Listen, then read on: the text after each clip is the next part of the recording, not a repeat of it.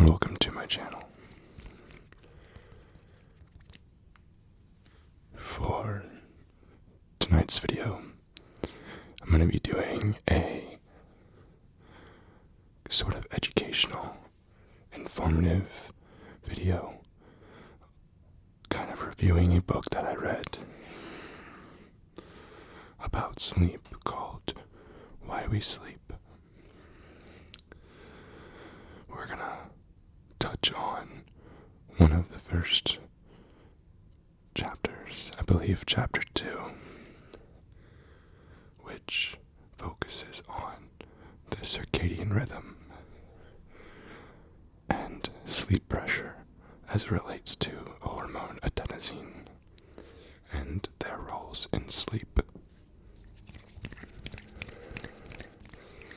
I'm very passionate about health and wellness, and I want to provide you guys with some really useful and helpful information in an ASMR style. So let's go ahead and get right into the video.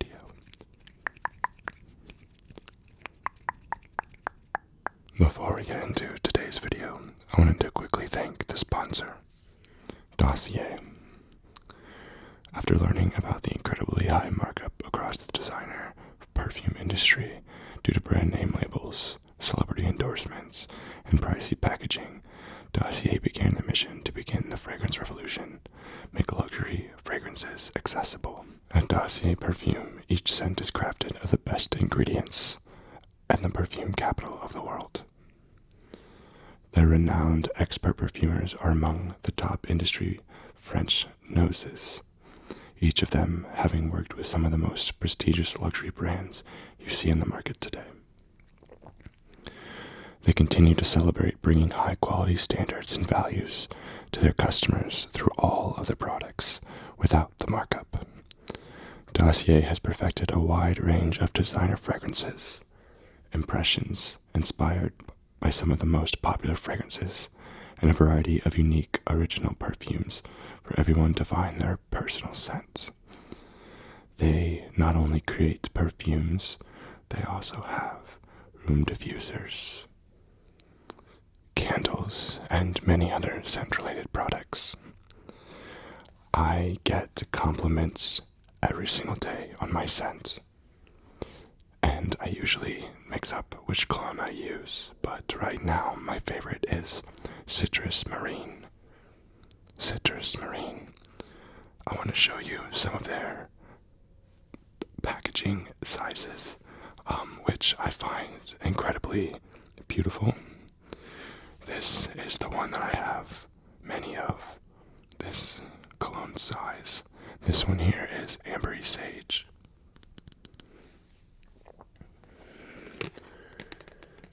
Ambery Sage is notes of bitter almond, sage, and lavender, and is inspired by Tom Ford's Effing Fabulous.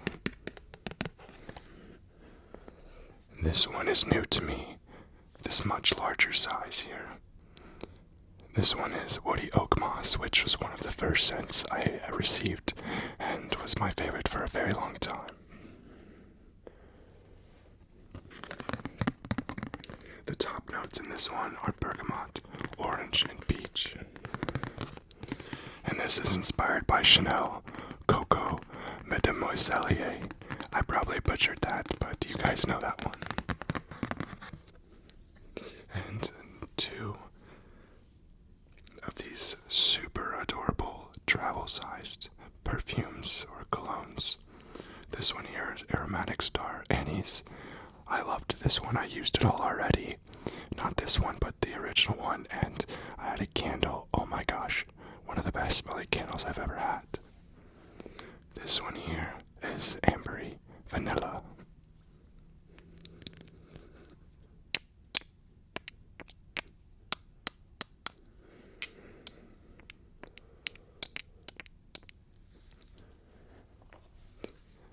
I've worked with Dossier for years now, and I love everything about them. I love what they do. I'm a huge fan of scent as it leaves a very strong and lasting first impression. And truly, I've given these away as gifts, and people absolutely love them, and they're beautiful. I have them actually laid out all over my bathroom in my apartment in Chicago because they're honestly, to me, just decor. So make sure to check them out using all of the links below, and you can use my code for an additional discount. Thank you to Dossier for sponsoring today's video. First, we're going to be discussing the circadian rhythm. I'm also going to be doing just various triggers throughout this. Here's just a fresh balsam candle. Our circadian rhythm is the internal 24-hour clock within your brain that is responsible for communicating its signals to every other region of your brain and every organ in your body. This 24-hour tempo helps to determine when you want to be awake and when you want to be asleep, but it also controls rhythmic patterns. These patterns include your timed preference for eating and drinking, your moods and emotions, the amount of urine you produce, your core body temperature, metabolic rate, and the release of numerous hormones. The signals the brain uses for the purpose of clock resetting is termed a Zeitgeber, from the German timegiver or synchronizer. Thus, while light is the most reliable and primary Zeitgeber, there are many factors that can be used additionally or in the absence of daylight. Sitting in the middle of your brain, just above the eyes, where a structure called the optic chiasm resides, which is where the two optic or visual nerves, which come from the eyeballs, meet, is the suprachiasmatic nucleus. The suprachiasmatic nucleus is our 24-hour biological clock. The suprachiasmatic nucleus, or SCMN for short, is located just above the intersection so that it can sample the light signal being sent from each eye along the optic nerves as they head towards the back of the brain for visual processing. This reliable light information helps reset the SCMN's inherent time and accuracy to a crisp 24-hour cycle, preventing any drift. One example of the role of the circadian rhythm is that of core body temperature. Starting at 12 p.m., body temperature begins to rise.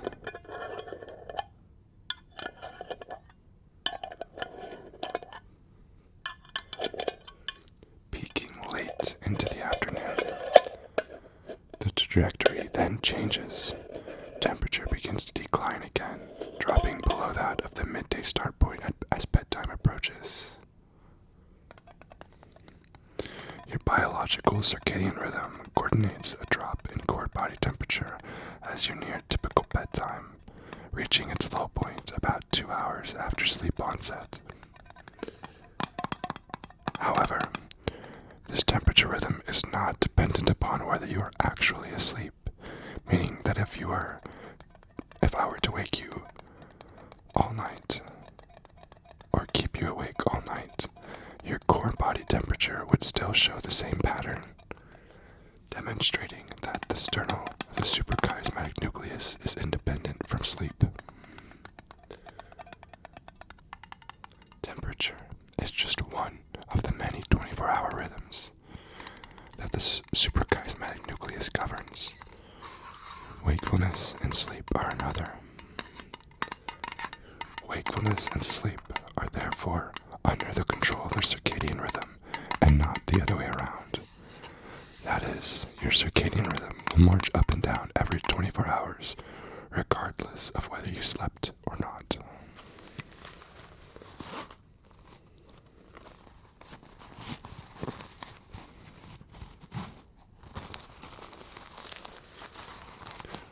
For some people, their peak of wakefulness arrives early in the day, and their sleepiness trough arrives early at night. These are morning types, and make up about 40% of the population. They prefer to wake at around dawn, are happy to do so, and function optimally at this time. Others are evening types, and account for approximately 30% of the population. They naturally prefer going to bed late and subsequently wake up late the following morning or even early in the afternoon.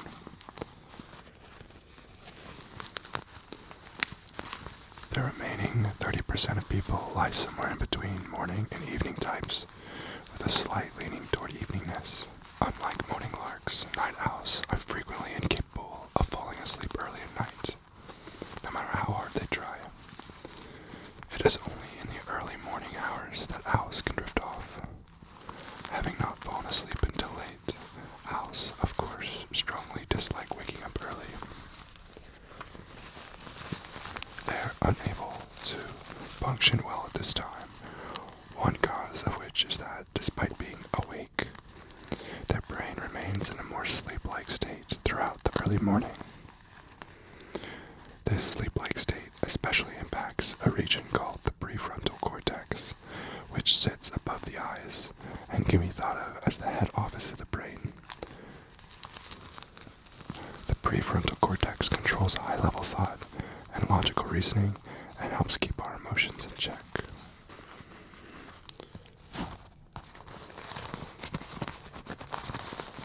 An important note: unfortunately, night owls are not night owls by choice. They are bound to a delayed schedule by unavoidable DNA hardwiring. It is not their conscious fault, but rather their genetic fate. Most unfortunately, owls are more chronically sleep-deprived, having to wake up with the larks, but not being able to fall asleep until far later in the evening. Owls are thus often forced to burn the proverbial candle at both ends, which results in greater ill health as a result of lack of sleep to night owls, which results in higher rates of depression, anxiety, diabetes, cancer, heart attack, and strokes.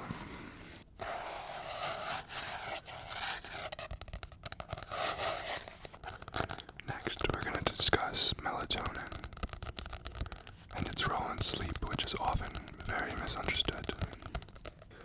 Your suprachiasmatic nucleus communicates its repeating signal of night and day to your brain and body using a circulating messenger called melatonin. Instructed by the SCMN, the rise in melatonin begins soon after dusk, being released into the bloodstream from the pineal gland, an area situated deep in the back of your brain. Melatonin acts like a powerful bullhorn, shouting out a clear message to the brain and body: it's dark, it's dark. At this moment, we have been served a writ of nighttime, and with it, a biological command for the timing of sleep onset. In this way, melatonin helps regulate the timing of when sleep occurs by systematically signaling darkness throughout the organism or body. But melatonin has little influence on the generation of sleep itself, a mistaken assumption that many people hold. Instead, melatonin simply provides the official instruction to communicate the event of sleep, but does not participate in the sleep race itself. Once sleep is underway, melatonin slowly decreases in concentration across the night and into the early morning hours. With dawn, as sunlight enters the brain through the eyes, even through the closed lids, a brake pedal is applied to the pineal gland, thereby shutting off the release of melatonin.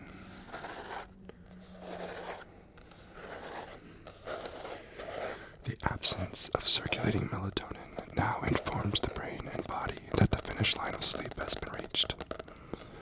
It is time to call the race of sleep over and allow active wakefulness to return for the rest of the day. Then, as light fades, so too does the solar brake pedal, blocking melatonin. As melatonin rises, another phase of darkness is signaled, and another sleep event is called to the starting line. A typical profile of melatonin release starts a few hours after dusk. Then, it rapidly rises, peaking around 4 a.m. Thereafter, it begins to drop as dawn approaches, falling to levels that are undetectable by early to mid-morning. One phenomenon that impacts the circadian rhythm and therefore melatonin production is jet lag.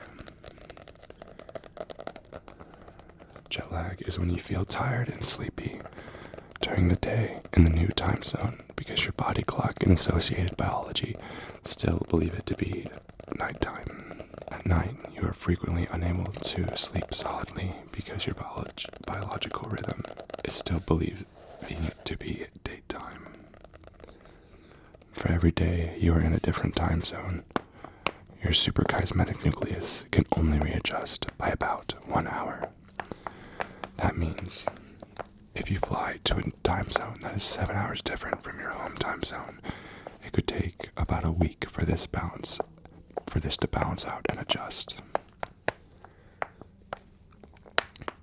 West or east jet lag still places a torturous physiological strain on the body and a deep biological stress upon the cells, organs, and major systems of the body. Two alarming results have emerged. First, part of their brains, specifically those related to learning and memory, had physically shrunk, suggesting the destruction of brain cells caused by the biological stress of time zone travel. Second, their short-term memory was significantly impaired. They were considered more forgetful than individuals of similar age and background who did not frequently travel through time zone. Now we're moving on to sleep pressure and caffeine. The first of the two factors which determine wake and sleep is your 24-hour circadian rhythm. At this very moment, a chemical called adenosine is building up in your brain. Adenosine will continue to increase in concentration with every waking minute that passes, and the longer you are awake, the more that will accumulate. Think of adenosine as a chemical barometer that continuously registers the amount of time elapsed since you woke up this morning. One consequence of increasing adenosine in the brain is an increased desire to sleep. This is known as sleep pressure, and it is the second force that will determine when you feel sleepy and thus should go to bed. Using a clever dual action effect, high concentrations of adenosine simultaneously turn the volume of wake-promoting regions in the brain and turn up the dial on sleep-inducing regions. As a result of the chemical sleep pressure, when adenosine concentrations peak, an irresistible urge for slumber would take hold. It happens to most people after 12 to 16 hours of being awake.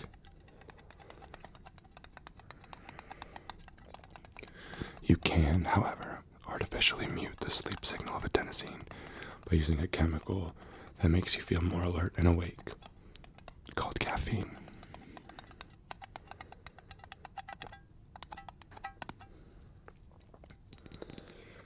Caffeine works by successfully battling with adenosine for the privilege of latching onto adenosine welcome sites, or receptors, in the brain.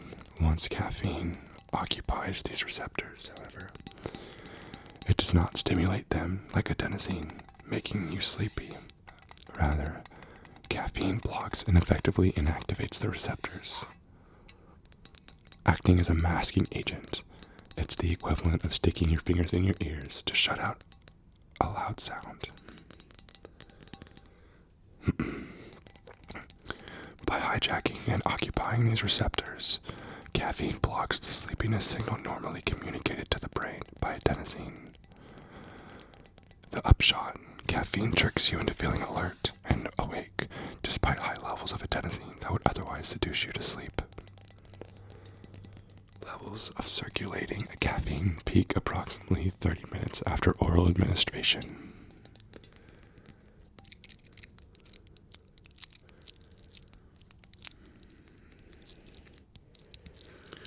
What is problematic, though, is the persistence of caffeine in your system. In pharmacology, this idea is referred to as the term half-life when discussing a drug's efficacy.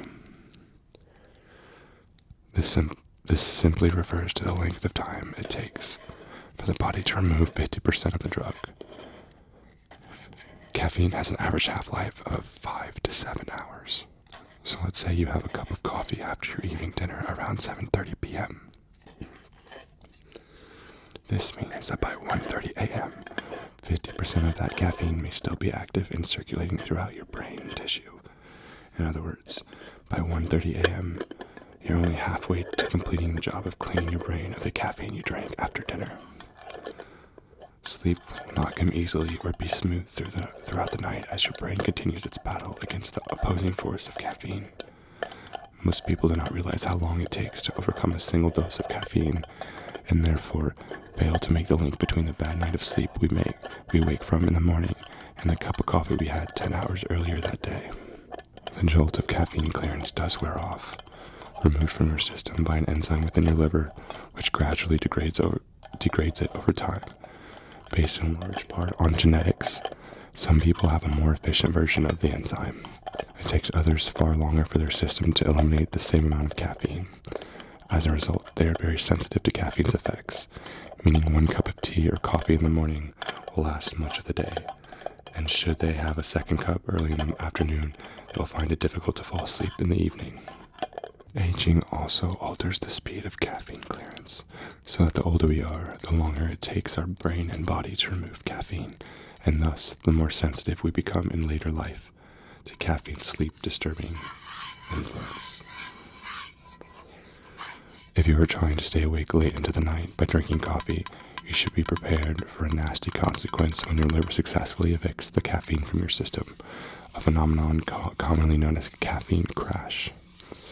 Like the batteries running down on a toy robot, your energy levels plummet rapidly.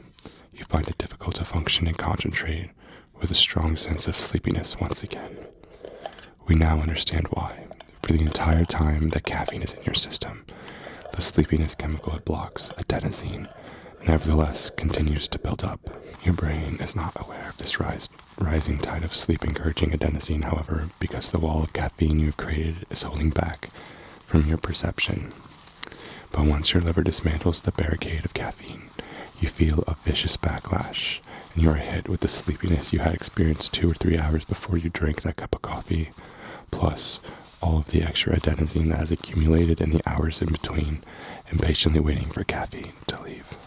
When the receptors become vacant by way of caffeine decomposition, adenosine rushes back in and smothers the receptors. When this happens, you are assaulted with a most forceful adenosine trigger to urge you to sleep, aka the caffeine crash.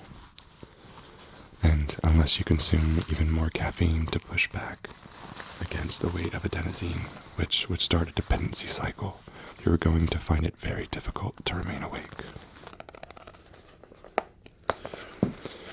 You may have assumed that these two governing forces that regulate your sleep, the 24-hour circadian rhythm and the suprachiasmatic nucleus and the sleep pressure signal of adenosine, communicate with each other so as to unite their influences. But they do not. They are two distinct and separate systems that are ignorant of each other, though they are usually aligned. So, what is happening to us adenosine and the circadian rhythm after we wake? As I mentioned, adenosine creates us pressure to sleep, The longer you are awake, the more adenosine builds up, creating an increasing urge or pressure to sleep. By mid to late morning, you have only been awake for a handful of hours. As a result, adenosine concentrations have increased only a little. Furthermore, the circadian rhythm is on its powerful upswing of alertness.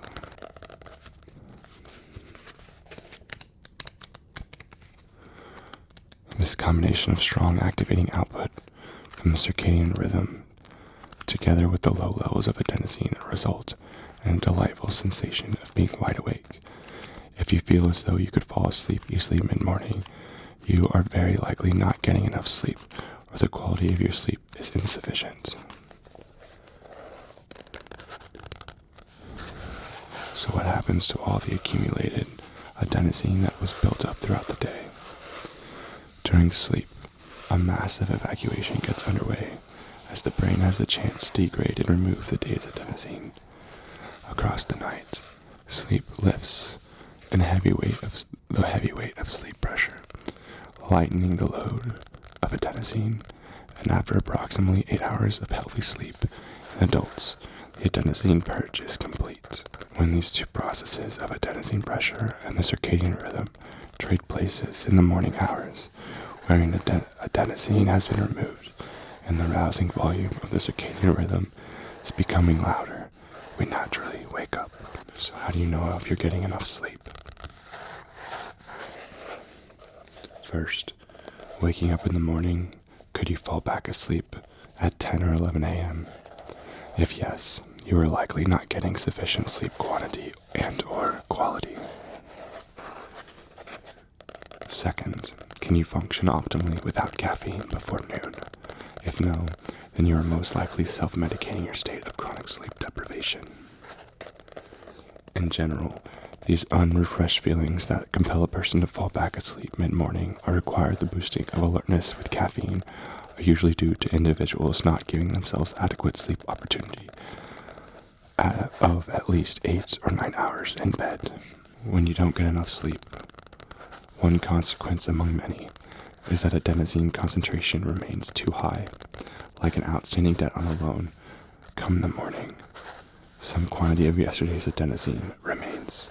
You then carry that outstanding sleepiness balance throughout the following day. Also, like a loan, this sleep debt will continue to accumulate. You cannot hide from it. The debt will roll over into the next payment cycle, and the next, producing a condition of prolonged, chronic sleep deprivation from one day to another. This outstanding sleep obligation results in a feeling of chronic fatigue, manifesting in many forms of mental and physical ailments.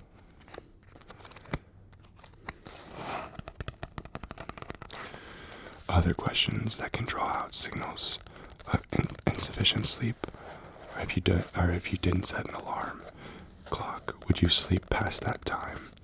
If so, you need more sleep than you are giving yourself. Do you find yourself at your computer screen reading and then rereading and perhaps rereading again the same sentence?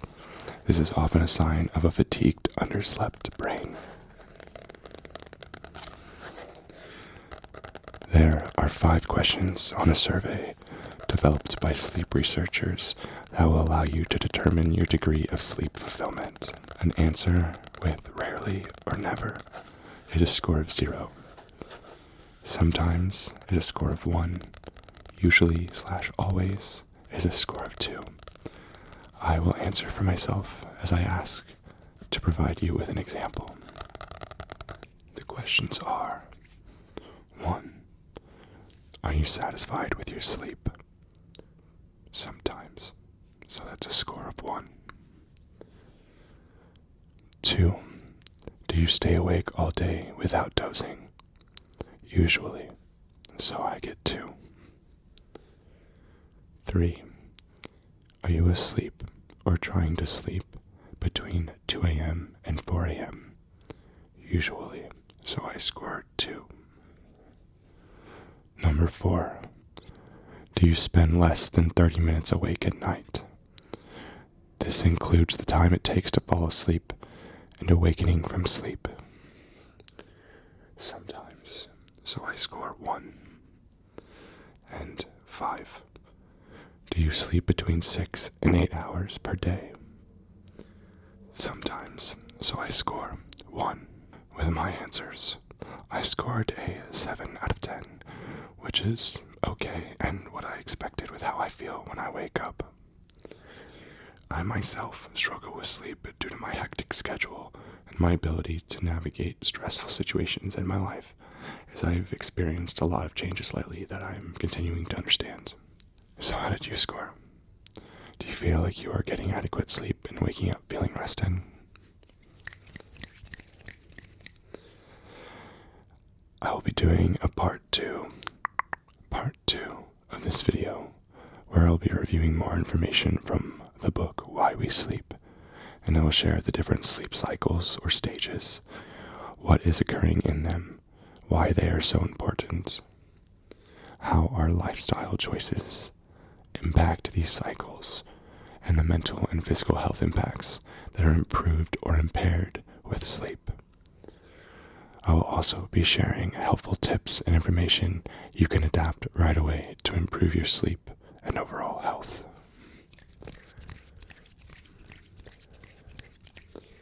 Thank you guys so much for watching this video.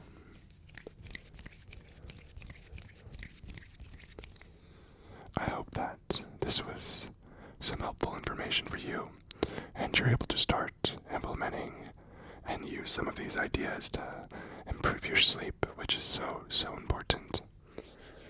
I also encourage you to read the book Why We Sleep if you are someone that struggles with sleep or wants to learn more about it.